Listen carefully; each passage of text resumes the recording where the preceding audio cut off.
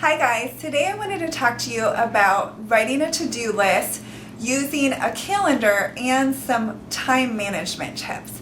So last week I did a video about my home management binder, and I will link that below because that is definitely one thing that I think is the most helpful in keeping me organized in a lot of areas with my time, with all these things that would be lying around my house. Is all in one spot, so I will definitely link that below.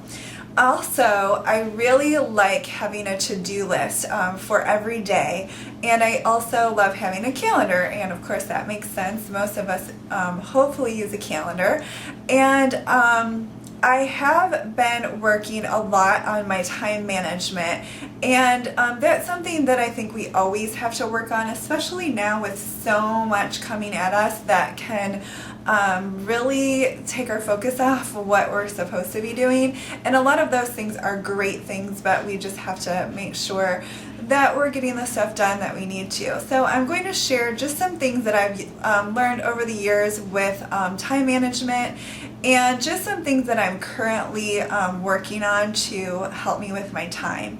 So a couple of you asked what I use for a calendar or a planner, and I know this time of year a lot of people are purchasing new planners. There have been a lot of YouTube videos about different planners and everything, and those are great. And I would say whatever works for you is the best planner. I personally just use an app on my phone, and I'm going to talk just briefly about why I like this particular app. I unfortunately cannot show it to you. I'm pretty sure that I would violate copyright laws if I showed it on the YouTube video. So I'll just talk about it. I will try to put a link to the online version of it, because it's an app on your phone, but it also you can access it online. So I will try to do that if I can. But the one that I use is Cozi, I think is how you say it, or Cozi. It's C-O-Z-I, and it has like a little orange icon. So I absolutely love this. So, and I'll just talk about it a little bit because obviously I can't show it to you, and it's kind of hard to listen to someone talk about something that you can't see. But with any app on your phone that would have a calendar or whatever, this is why I love it and would recommend it if you don't already have a planner that works for you. I love it most of all because it's always with me. I am a mom, so I'm taking my boys to orthodontist appointments, hair appointments, and then I have my own appointments, and it's on my phone. I always have my phone with me anyway. I don't have to carry an additional planner or calendar. I can go ahead and make appointments for the next time I plan to get my haircut or my boy's haircut or the next orthodontist, and I can look right there on my calendar and plan it. I don't have to come home and try to remember to call back and make an appointment once I look at my calendar. It just saves me so much time. And then also if I'm talking with someone and they want to get together or whatever, I have my phone right with me, and I can just go ahead and say, yes, Tuesday will work for me or whatever, because my calendar is right on my phone. So hopefully that makes sense. That just works. I love that. The second reason that I love it is because it syncs with everyone in your family's phone. So you might have like a planner that works wonderfully for you, but then your husband is trying to plan something and he might have to check with you or whatever. Well, my husband has the same app on his phone, and I use it the most because he has his work schedule and all of those things. But he can look on there if someone wants to get together and they ask him about it, or his mom asks, oh, what do you have going on this weekend? He can look while he's talking to someone and see if we have any plans. And then, he usually checks with me too, but that way he knows for sure if we have plans or not. So it's really, really nice because it syncs with everyone. And like I already mentioned, it's on our mobile devices and it's online, so you can access it either way. And if you ever happen to lose your phone or something, you don't lose your whole calendar or whatever. Another thing is that there are different dots for each person, different colored dots for each person. So, you know, you can put their name in and it shows the little dot. So who that event is for, or that game or whatever. So you can just use a colored dot system. I have my notes over here and I didn't want to forget anything. Also, this is so great. It sends reminders to you. So you can set it up where, say you need to send a birthday card to someone who lives out of state or whatever, and you don't want to see it like 2 days before their birthday and say, oh no, the card's going to be late or whatever. Well, you can set it up to send a reminder however many days in advance, and it will email you. I think it will text you if you want to. I always have it just sent to my email. This is another great thing about having an app, is it just, like say you put a birthday in, you can have it update every year. So you don't have to like always every year like rewrite the birthdays and anniversaries and all of those things in there. You can have it where, say you have something every week on a Tuesday from, you know, such and such time to such and such time. You can choose to have it go on your calendar every week at that time, so you don't have to take the time to write all of those things in. It just updates it, and there's as much space as you want. You just put it in and it keeps adding. So it is so great. I love using this, and I've used it for a couple years, and I don't really see the need to have anything else, but that's what works for me. Another thing on the Cozy, I think is how you say it. I hope I'm saying it correctly. It has lists that you can create. So I've actually created a to-do list for each day of the week. And I love to-do lists. They help me so much. But on my app, I have a list for each day, and that way if I want to do something on a Wednesday and it's Monday, I can just put it on my list for Wednesday and it's there. And there's plenty of room, so I don't have just a tiny little box to try to write everything down. And it's all in one spot. My calendar, my to-do list. It also has shopping lists that you can create. So I've created ones for each store. So say I need to remember to get something at Trader Joe's the next time, I can just put it right in there. So you can create your own list, your own shopping list, own to-do list. You have your calendar. It sends reminders. It's just great. So I love that. If you have a planner or something that works for you, then that's great. But I just wanted to explain that really well. Now I wanted to talk about writing a to-do list and why I think it's so incredibly helpful. I have written a to-do list for as long as I can remember, probably since I got married maybe. I don't really remember writing them in college. I was probably too busy to even write a to-do list, but I really find that it helps me to just write everything in the order that I want to do it. I'm not one to schedule like every minute of my day. Like I need to do this between 9 and 9:30, and I need to do this between 9:30 and 10, because life happens. You might get a phone call. Something might take longer than you expect. But when I write my to-do list, I'll try to get so much done before like 10 or so, or like 9:45 when I want to leave for the gym.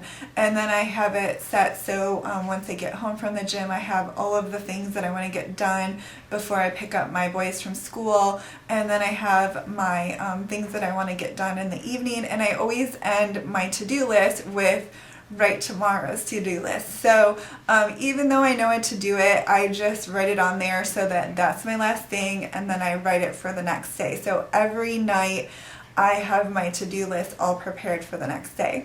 And I write everything on there so that I don't forget. So say I need to remember to thaw meat for dinner, I will write that at the top of my list. I will write like put such and such in the slow cooker at whatever time so that it's done in time, and just little notes that will help me so that I don't have to keep it all in my mind. It's all there, and because I use the app, you just mark it and check it off, and then you can delete all of that. So it's nice, it keeps it neat and everything. So I highly recommend having a to-do list for each day and just kind of writing things in the order that you need to get them done. And I mentioned in my home management binder that I have a to-do list that is filled with things that I might not be able to get to that day. So I don't put like everything that I need to do ever on Monday's to-do list. I have a to-do list for each day, but then I have a broader one of things that I need to do when I can fill them in, and they might not need to be done tomorrow or whatever. So I hope that makes sense. Now I wanted to talk about time management. So obviously a calendar will help you immensely with time management, and obviously a to-do list will definitely help you because you'll be able to visually see all of the things that you need to get done and kind of in order, and how you're supposed to be spending your time. I think sometimes as a stay-at-home mom and wife that I have so much time to get stuff done from the morning until my kids get home that if I don't plan, sometimes you think like, oh, I have so many hours, but and you'll let things take a long time because you have so much time, and then you find at the end of the day you're like rushing around. So I find that if I just kind of plan my day, just like if I went to work, of all the things I need to get done by a certain amount of time and just get to it, it will really help me with my time management. I have lots of things that I've picked up over the years that have helped me.